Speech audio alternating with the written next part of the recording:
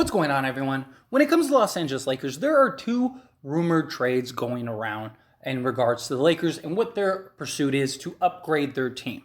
Obviously, you have the Kyrie Irving trade, which is the marquee trade. That's the trade that the Lakers hope for more than anything. And very likely it's going to include Joe Harris. There's talks about Seth Curry. Something along those lines is likely what's going to end up happening. But let's say it's Kyrie Irving and Joe Harris. The other trade that the Lakers are currently in pursuit of is Buddy Hield and Myles Turner. If Kyrie doesn't work out, they want to go get Buddy Hield and Myles Turner. Now, obviously, the home run would be the Kyrie trade, and then they still go trade for Buddy Hield, which is a real possibility, and it's something that apparently has legs. So obviously that's the biggest, best case scenario, you end up with Kyrie Irving, let's say Joe Harris, and you end up with Buddy Hield. That's a home run out of the park, night in, night out. But for argument's sake, let's say it comes down to these two trades.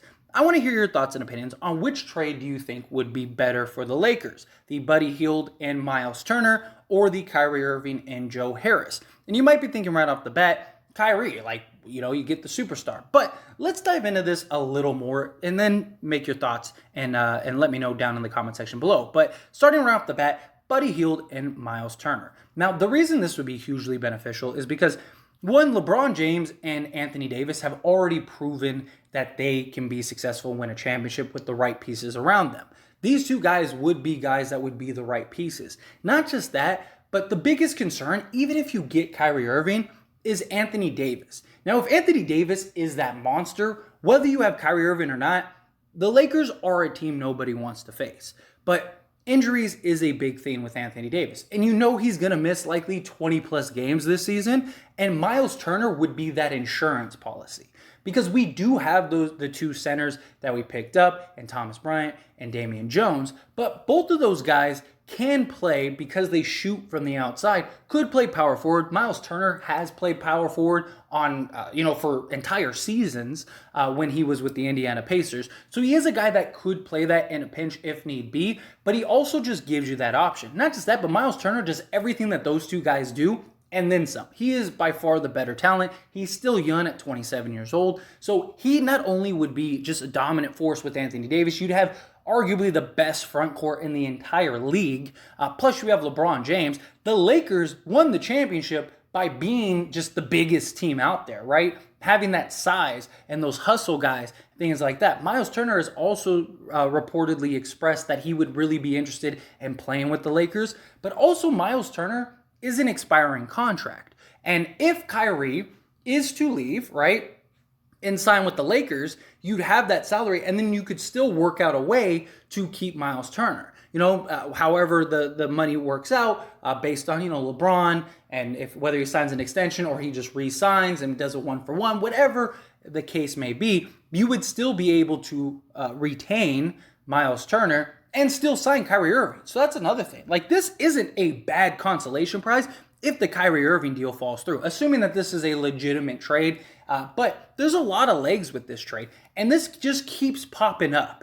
Usually when there's no legs to a trade, you'll hear about the trade and then it dies. But it's like every week we hear a new update in regards to this trade, and it's like, yeah, it's real. The Pacers are a team that apparently is sick of waiting around for the Kevin Durant deal and may offer a contract to Ayton. So if that happens, then the Suns are in a very tough position because they either have to match and then they can't trade Ayton until January, or they have to just let him go. And then at that point, Myles Turner becomes expendable. And that's where the Lakers would come in, right? Now, obviously, there's also the talks of a sign and trade, Myles Turner for DeAndre Ayton. If that happens, then I think the Lakers are out of the running for Myles Turner. But if they can, and it is a real possibility, Myles Turner offers you so much more than just that big, solid, 7-foot guy that can shoot from the outside, block shots, step out and defend the perimeter a little bit, switch, run the pick and roll with LeBron James, get the lobs from Anthony Davis because Anthony Davis is a great passer, but he also is that insurance policy for the days that Anthony Davis can't play. And that is a huge point as well, even with Kyrie Irving, right? Kyrie Irving, yeah, he's great, but he's not Anthony Davis. Anthony Davis, to me, is the engine and the thing that is going to be the success. LeBron James and Anthony Davis have won a championship. Kyrie and LeBron have won a championship. But I think in today's NBA, LeBron James and Anthony Davis have a much better opportunity of winning a championship than LeBron James and Kyrie, as great as Kyrie is. So Myles Turner also allows you to, if Anthony Davis has one of those like little tweaking injuries, they don't have to rush him back because you got a guy in Myles Turner. So Myles Turner offers so much.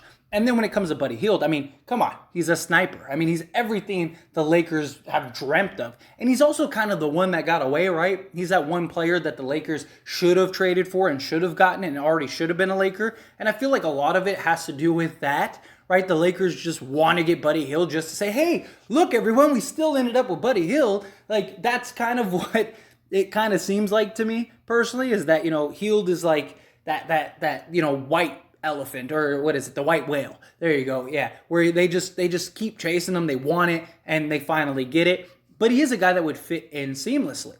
And Buddy Hield, Myles Turner, Anthony Davis, LeBron James, you still have all your young talent. You still have, THT, guys like that. I think that this would be a very solid pickup. I think that you could make an argument that they could be a contender if everyone's healthy. So I do think that this is one of the better trades. But moving on to the Kyrie and Joe Harris.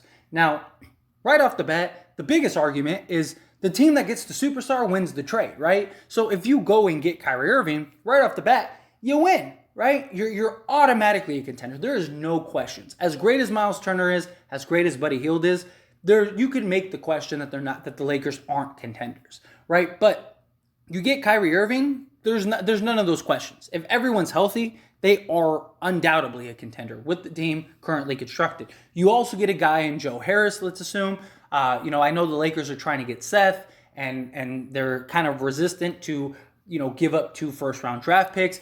But I think the compromise would be like, okay, well, we'll take Joe Harris and we'll just give you 1 draft pick. And that's kind of what ends up happening. But there are concerns with that because Joe Harris is coming off of ankle surgery, right? So what type of Joe Harris are we getting? Are we getting a guy that can't even play next season? Or are we getting a guy that, was a 3-and-D just, sniper?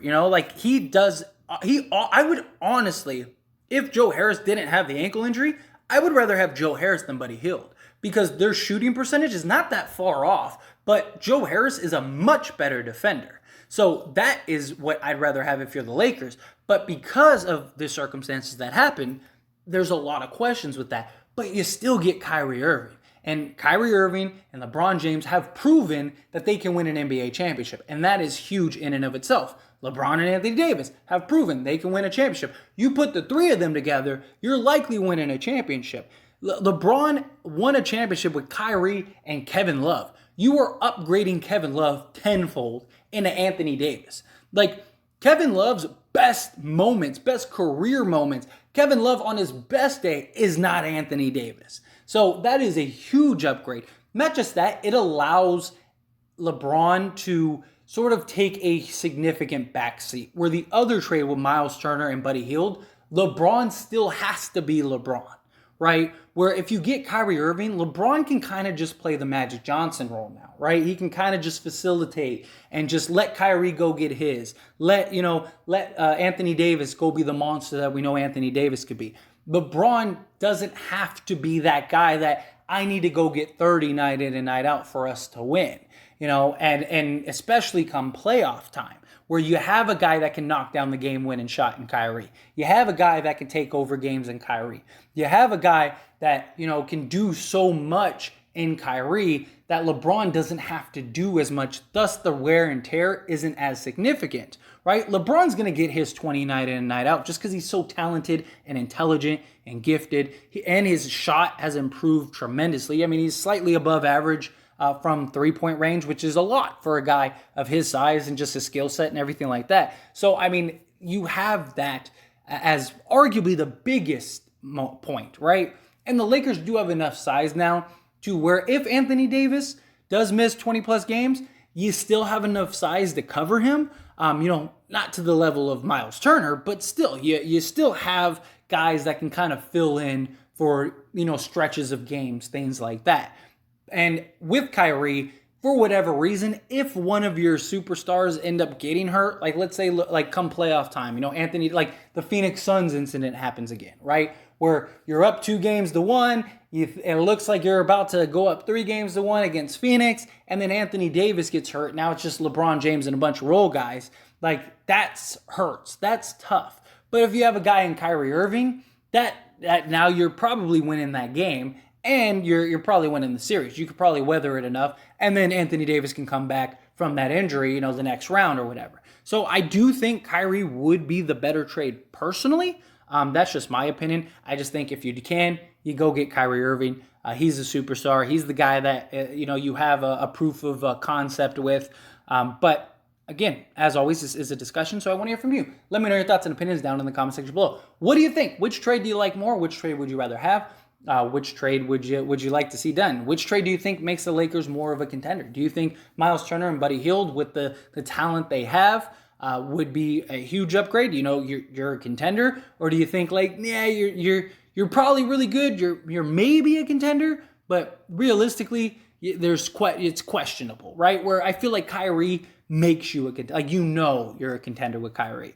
Do you feel that same way, or do you think no? I think you're a contender either way. And would you rather have the Kyrie trade, or would you rather have the Indiana Pacers trade? Let me know your thoughts and opinions down in the comment section below.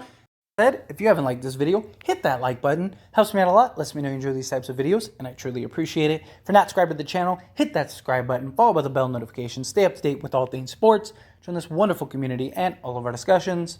See you all in the next one. Thank you.